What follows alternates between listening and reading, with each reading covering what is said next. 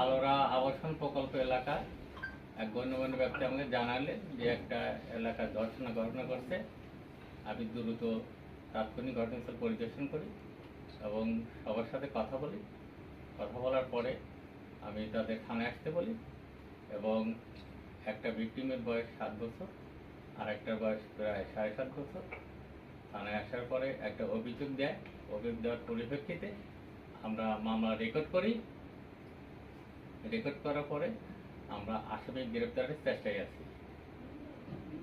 এখন পর্যন্ত এটা কি ধর্ষণ চেষ্টার ঘটনা নাকি ধর্ষণের ঘটনা, মানে আপনাদের কাছে কি মনে হয়েছে বা প্রাথমিকভাবে যেহেতু যে ভিকটিমের মা তিনি নিজেই একটা ধর্ষণের অভিযোগ দিয়েছেন, আর একটা ভিকটিমের মা ধর্ষণের চেষ্টা।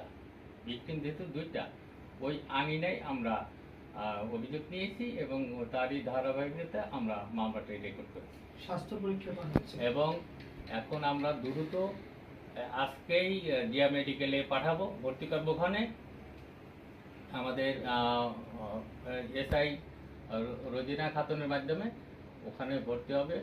আমরা আগামীকাল সকাল 8টার ভিতরেই বয়স নির্ধারণ, তারপর ধর্ষণ পরীক্ষা এবং যাবতীয় যে কাজগুলো এগুলো আমরা কালকে সকালে এটা সম্পন্ন করব।